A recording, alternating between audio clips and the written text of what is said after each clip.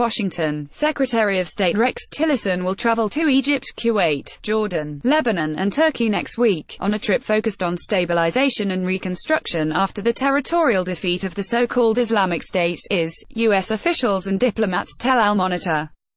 But as U.S. and coalition partners try to consolidate battlefield gains after uprooting the caliphate in Iraq and Syria, former U.S. diplomats and experts warn that the vagueness of Washington's goals for post-IS Syria could come to haunt policymakers.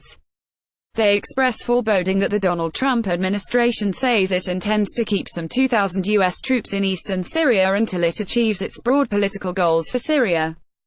Those goals, as laid out in a speech by Tillerson last month, include not just preventing his return, but countering Iran's presence in Syria, deterring an Iranian threat to U.S. regional allies, making way for refugees to return and advancing a post-war, Syrian political settlement that would see the departure of Bashar al-Assad. Former U.S. Ambassador to Syria Robert Ford warned that U.S. troops in eastern Syria do not give Washington sufficient leverage to meaningfully dictate the political outcome in Assad-controlled western Syria, where most of the population lives. Meanwhile, U.S. troops and civilian officials working to stabilize eastern Syria could become targets of violence to generate American domestic political opposition to continuing their presence there, he said. Having an ill-defined military mission that people at home don't support, I don't know what the tolerance level is for casualties. Ford, now a fellow with the Middle East Institute, told Al-Monitor in an interview today. And the Trump administration will have nothing to show for it. Then pressure will begin to leave. The American conception that we can engage in diplomacy to end the war has to remember that in a war, military operations are a decisive factor in diplomatic leverage. Ford said. And if you're going to try to influence the broader civil war, the key theater of operation is western Syria, where the population is. The Americans are in eastern Syria. Hence the Americans have no leverage in the diplomacy to end the broader war. After first visiting Cairo, Tillerson will attend two conferences being held in Kuwait on Feb 12–14, the Kuwait International Conference for the Reconstruction of Iraq and the ministerial meeting of the Global Coalition to Defeat IS, according to U.S. Ambassador to Kuwait Lawrence Silverman. We have won much of the military effort against Daesh, the liberation of virtually all of Iraq and Syria, but we need to win the post-military struggle for an enduring defeat of Daesh and al-Qaeda in the region. Silverman told a media roundtable Monday, referring to IS by its Arabic acronym. I believe we are at an inflection point. A key point is stabilize the gains, ensure that Daesh and al-Qaeda are defeated, and restore normal life. Silverman said. After Kuwait, Tillerson will visit Jordan, where he is expected to sign a 5-year U.S. aid and assistance memorandum of understanding, Al-Monitor's Daud Khattab said.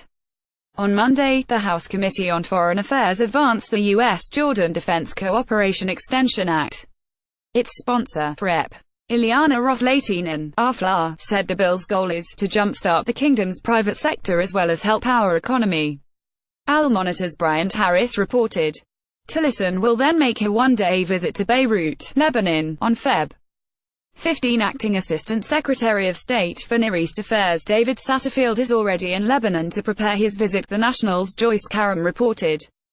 Tillerson will then travel to Turkey, where U.S. and Turkish officials are trying to work out multiple disputes, including Turkey's recent military incursion against U.S.-backed Syrian Democratic Forces in Afrin, Syria, and Ankara's threat to take Manbij. While Tillerson attends the anti-IS coalition ministerial meeting in Kuwait next week, coalition defense ministers are due to meet in Rome around Feb. 14. Washington will subsequently host a counter-IS coalition meeting for senior law enforcement officials on Feb 27–28. Tillerson's trip comes as Ford and other Syria experts say the United States should scale back its aims in Syria and leverage the interests it has, or risk heartbreak. This is how I look at it, with my experience working out there in places like Iraq, Syria and Algeria during the civil war in the 90s. Ford said. When you put military people in a spot, put some State Department and USAID, U.S. Agency for International Development, civilians in a spot, bad guys will notice and eventually those military personnel and civilians will be targets. You can practice good force protection, but they will become targets eventually, and then there will be a question after we start to have casualties: how long are you going to want to stay there? Ford said. After the bombing of the Marine barracks in Beirut in 1982, President Ronald Reagan ordered the immediate withdrawal of U.S. troops, Ford said. After testifying before a House Foreign Affairs Subcommittee on Syria on Tuesday, he expressed deep frustration that Congress seems to be asking the same questions about the Syria situation that it was in 2011 and is still unaware how much the situation on the ground has changed and been decided by military gains favoring Assad. He described the UN-facilitated Geneva process as dead.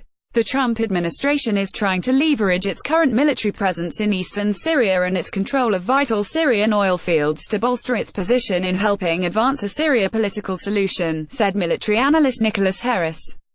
The way I view the Trump strategy in Syria, and what they try to do with Tillerson's speech, is to lay out a grand vision and to signal the actual end state they are looking for.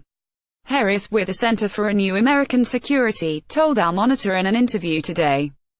What we see right now in terms of U.S. posture in Syria is really meant to target the interim stability phase, to utilize the U.S. presence where it is located now as a way to demonstrate the U.S. resolve and commitment to the Syria conflict, and to also send a broader signal to the Assad alliance, particularly to Iran and Russia, that the U.S. is invested in Syria.